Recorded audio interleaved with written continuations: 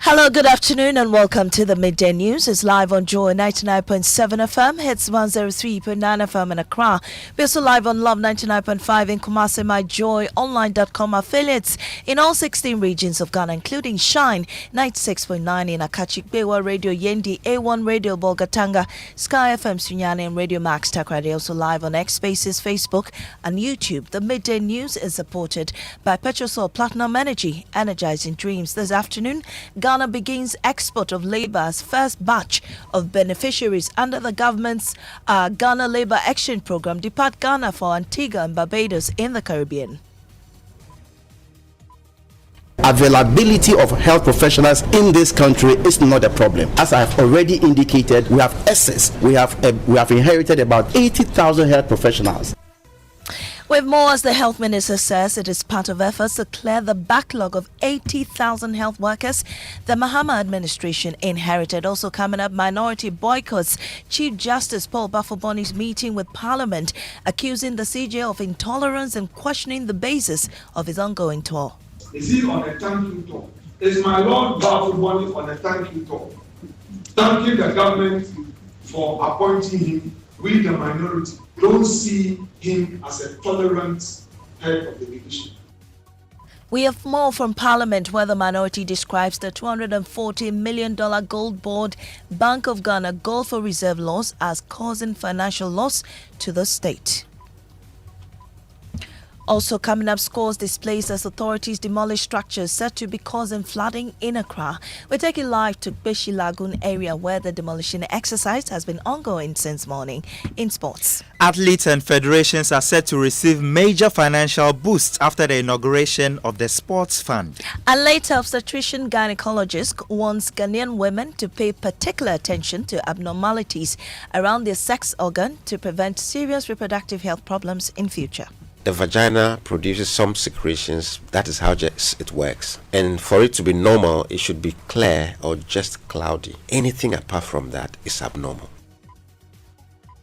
These and more with me, Maame Esi Nyamekye Thompson. This is Joy News, independent, fearless, and credible. Please stay.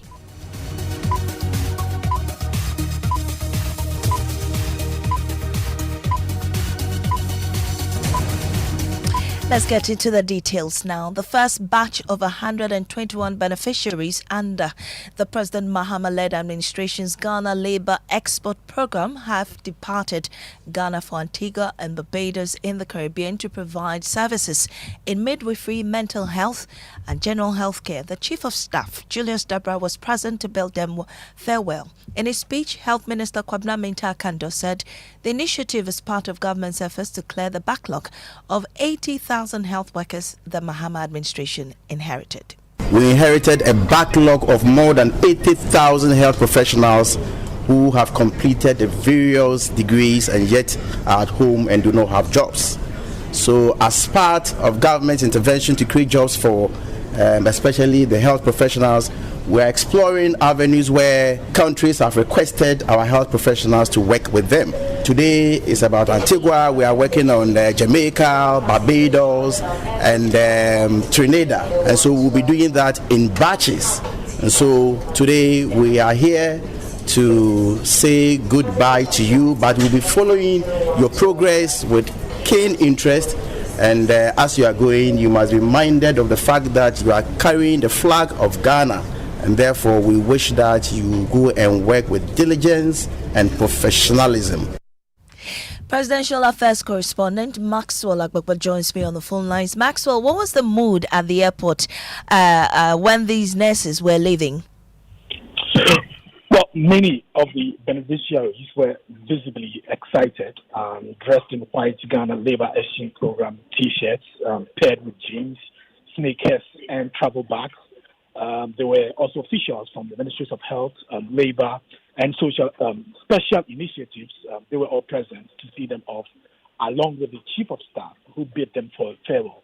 Now, addressing concerns about Ghana exporting labour, Health Minister Kwabena Mintah-Kando dismissed the claims, explaining that the country currently has excess labour capacity, especially in the health sector. Those of you who are at home watching us, I'm very hopeful that it will get to your turn. Usually, The debate has been the fact that we do not have health workers in our various health facilities, but we are exporting health workers.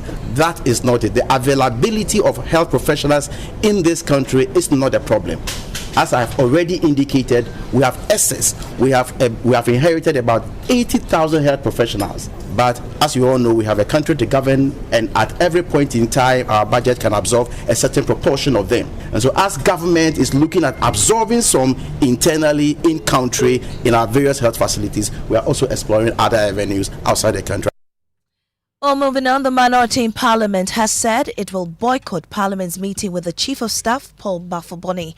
The CJ is scheduled to meet the Speaker, Alban Bagbin, and leadership of Parliament as part of his ongoing visit to various state agencies. But the minority, at an ongoing press conference on holding their stewardship in holding government accountable, have questioned the motive behind the CJ's tour. And James Aveji is in Parliament for us and joins us on the phone lines. James, this meeting, we're told, is between the Speaker and the Chief Justice. How is the minority announcing a boycott?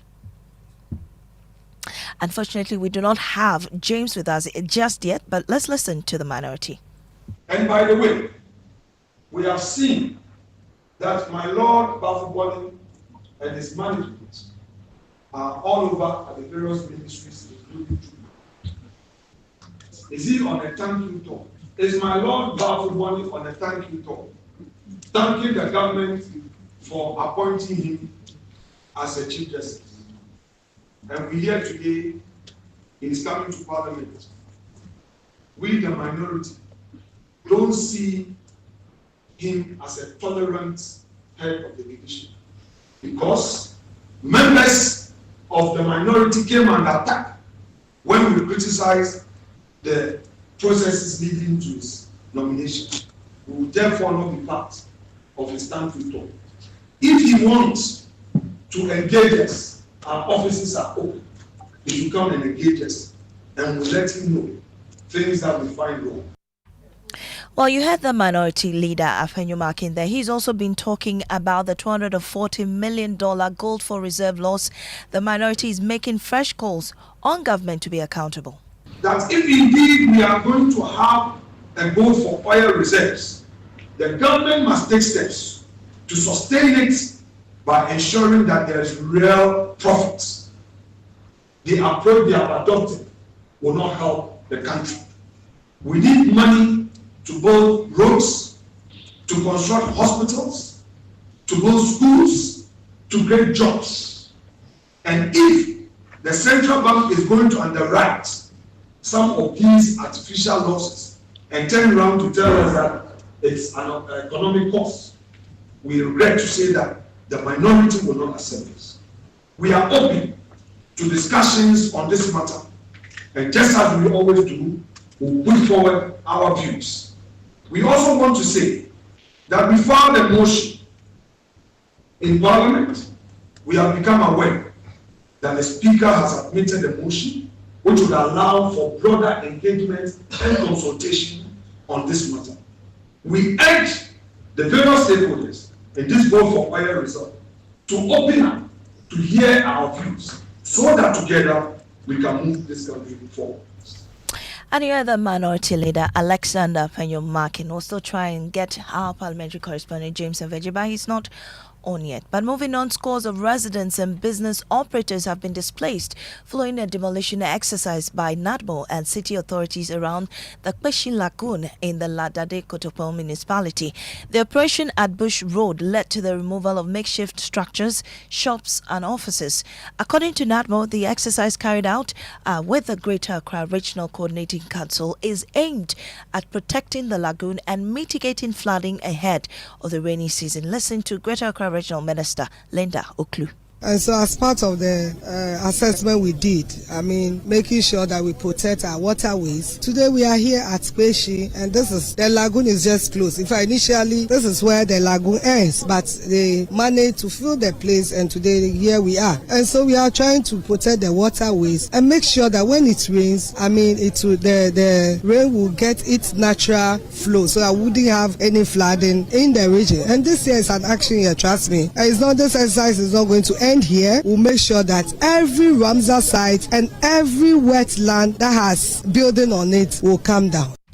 Some of the affected residents told Joy News they were not given prior notice before the demolition. We are told that was 3 days today. But 3 years? 3 days. 3 days today. But they don't even assure us that they will come today. And here, secondly, here is not Labadi Bush Road. Here is Tashi Bush Road. And then they said they are going to Labadi. So we don't know the reason why they are coming and started the demolition over here. Because they announced here and they went over there to tell Labadi Buddha they will come and demolish here Labadi. So we don't understand that they are even doing started from here. They are living there backward there because they come and announced that 3 days ago. So we are aware 3 days ago. Right? I have a shop here and I just sell some provision things like toffees and banana and things inside. And yes, now they have never informed us. But as this morning we came, they are demolishing our things just like that, and they are telling us they are informed us, which is not true. It is not true. They are just lying. And not more in the La Trust. Their interest of what is going on. Their interest is they want to sell the land, and we have come and fight them before. Now let's head to the Ashanti region. Artisans at a mechanic garage at Sofoline in the Kwadaso municipality of the region are yet to come to terms with the impact of a devastating fire that swept through a cluster of shops on Sunday night, causing extensive damage to property and livelihoods. 2 artisans are alleged to have collapsed at the scene as the affected artisans counted their losses. Now, preliminary assessment by NADMO reveals 35 vehicles and 24 shops have been ravaged. The cause of the fire officially remains unknown, but some artisans are attributing it to someone who was burning refuse in the area. My colleague Emmanuel Bright-Kweku reports plumes of smoke continue to emanate from pockets of fire over 12 hours after the outbreak. Adia bakwa eyeme ye ha me pa ne say e last boy obi the car blend so onye ho adwuma car ne ba ye no o mantimi anya na dana esi wo be say 2 weeks ebesi ne car no falling number lance ni nyina ahye ama asotue na ba da akura ne so enipa miensa ne finti ye ami no wo hospital omo ho nyanto omo ye masters for omo de car na bla omo ye ho adwuma and the mati omo kan den omo aka chema omo ho ya na ade kyen de nyame ada omo ni so atete wo nti ye bompa ye se omo car no wo ha no omo mbe ye manso na say nyame beka omo akoma nyame na be ne omo beka say be omo beja amna ka ne hu kwan ya be nyina betimi afa so ye babo abo for kakase ni bi wo kra na ye minor ne man ketenkete obi kra wa ya wie nipa na ntumi amefa na oni around then Monday na mabefa ni nyina collapse no moment me from na omo so den omo ka chem ade no sim nra na sie afi na ade a cheme sisi anu madu ami onse me ro me ho kra ye me hu sem konfo bebre ye complaints omo de omo fan wo de adwuma na abre nti no whatever it is no we have to pay the cost ti you go so ye afi na cases ne aba ti ye as time going ye de be ko ye nyante ye so say original minister ba ye wonu mugidie wa ba ne mugidie say ja omo betumi aboa ye. You heard some artisans there explaining their difficulty with the loss. Also, NADMO officers have confirmed 35 vehicles and 24 shops destroyed. The fire started around 7:30, 7:35 evening. We got here yesterday night, and then today, this morning, we are here. And damages that will cause 35 cars, and then 24 containers. The containers are things that they have been using for the cars here. Okay, so combustibles are included? Yes. Oil, I think breadfruit, etc. Diesel too. So we are still investigating for the cause of the fire. Away from the Ashanti region, the Institute for Energy Security, IES, is raising fresh concerns about pricing practices in Ghana's downstream petroleum market, warning that weak enforcement of fuel pricing rules could undermine market stability and consumer protection. This comes after debate between some oil marketing companies on the fate of the price floor set by NPA. The energy think tank is, however, urging NPA to clamp down on price floor breaches, selective discounting and license abuse among oil marketing companies. Anthony Manuel, Joy News Research, has more excerpts from the statement. The Institute of Energy Security is raising concerns about weak enforcement of fuel pricing rules in Ghana's downstream petroleum market. According to the IES, the sector is overcrowded with over 200 licensed oil marketing companies, many of which are inactive. This, the institute says, has weakened regulation and triggered unhealthy price wars. IES also warns that some fuel stations are selling petrol and diesel dangerously close to, and in some cases, below the minimum price set by the National Petroleum Authority. Any sale below the price floor, it says, is a direct violation of the rules and undermines the regulator's authority. The institute further points to selective discounting, where prices are lowered only at certain stations, mostly in competitive urban areas. IES says this breaches the price uniformity policy and disadvantages consumers in less competitive and rural areas, even though everyone pays the same fuel levy. As a result, the IES is calling on the NPA to strictly enforce price floor and price uniformity rules, sanction offending companies, clean up dormant licenses, and strengthen monitoring to protect consumers and market stability. Now, for months stretching into years, residents of Santo and the Greater Accra region say water has not flowed through their taps. The situation has left many relying on water from private tankers, raising concerns about the financial strain and possible health risks linked to water from unknown sources. Adobe Asari reports. 1, 2, 3. And many more water tanks stand on scaffolds and in the compounds of residents at Santo. These tanks have become the community's lifeline, storing water bought from tankers in the absence of regular supply. The water situation here has become unbearable. I would say it's no longer an inconvenience, but a public health issue. No water has flowed into my taps. I have all my bills here, 0. It's very, very bad. From 2024. Every now and then, we are being forced to find money to buy water, and every week you spend close to 500 cedis, which equates to about 2,000 cedis a month. Can you buy 500 cedis water a weekend? It will not affect your finances. Residents say they've made several attempts to seek answers from the Ghana Water Company, but the reasons given have not brought any relief. I have been communicating with them all the time. Always we have a little problem. So I told them, what little problem? Are you importing spare parts? They give us schedules upon schedules. None works. Health concerns are also emerging. Emmanuel Thompson recounts how he once found worms in his water tank after buying water from a tanker, raising fears about the safety and source of the water they are forced to rely on. The suppliers with well water and water that doesn't foam. You don't know where the water is coming from. The last time I opened my tank to check, I saw worms and all those things in the tank, so I had to let them siphon every water out of it. And just recently I saw worms again. So the water we are getting is very, very bad.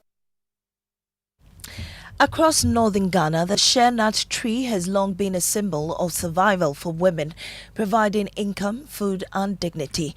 But today, that lifeline is drying up. Rising temperatures, erratic rain and changing weather patterns are leaving the shea trees barren, forcing women to abandon their villages. Many now migrate south, working as porters or kaye in bustling city markets. They carry heavy loads for little pay, facing abuse and hardship, all because the land they once depended on can no longer sustain them. This is the story of how bad weather is pushing women from Sheffields into the harsh reality of the streets. Mahmoud Mohammed Nuruddin reports. Initially, picking shea nut was a profitable venture for me, generating between 500 and 1,000 cedis monthly. However, the business I invested in didn't thrive due to the decline of the shea nut industry. As a result, I had to relocate to Kumasi and take up work as a porter to make ends meet. Mariam is one of thousands once shea nut collectors, now head porters, working long hours for very little. What I'm doing here is tough. Back home, being a shea nut collector was good. 3 young women, 3 different communities, but the same reason for leaving home. The shea trees no longer fruit. Mariam Isako is another former shea collector. Carrying heavy loads can cause neck and body pain.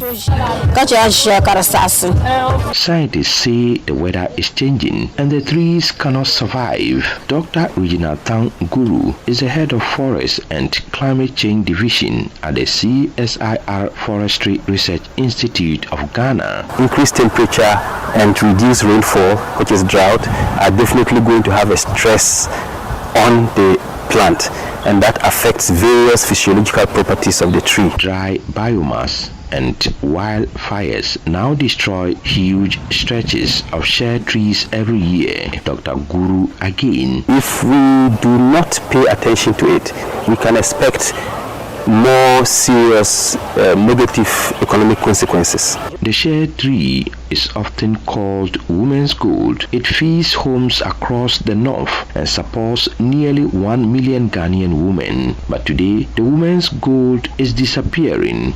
The Global Shea Alliance, through the Ghana Shea Landscape Emission Reductions Project, combines protection of existing trees with large-scale replanting, aiming to revive the shea economy and restore livelihoods. Aaron Edu is the managing director. Every year we seed, that is, we put into polypot about 1.5 million, right? And we get about 50% of that germinating and another 75% of the 50 surviving before we graft some and take some to the, we transplant the rest. This is a Joy News CDKN University of Ghana C3SS project with funding from Claire R4I Opportunities Fund. A report by Maame Nuruddin. You're still listening to the Midday News here on Joy 99.7 FM. We'll take a break when we return. The Ashanti Regional Minister says the security agencies will fish out and prosecute other members of the Jakobu community who mobilized against police personnel, leading to one casualty.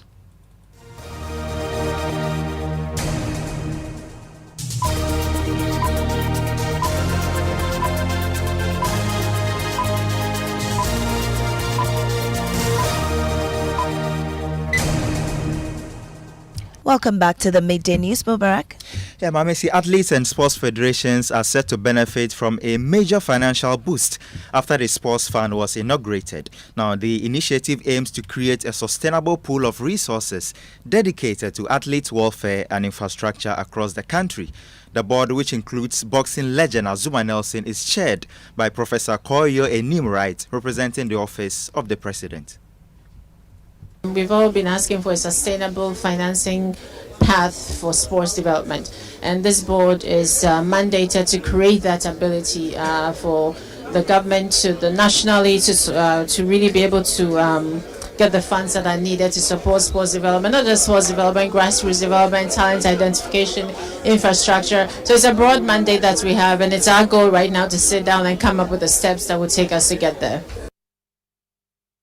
Yeah, Maame Esi, it's important to remind Fred Smith and Isaac Yabua that Manchester United defeated Arsenal by 3-2. But of course, the Gunners, they are at the top of the table, 4 points clear. No wonder some friends of mine are quiet today, but thank you very much, Mubarak. Well, police gunned down one person after a number of youth mobilized to forcibly retrieve a pump-action gun seized from a miner at one of the illegal mining sites in the area. The deceased is reported to have taken the gun from the police and attempted to escape with it.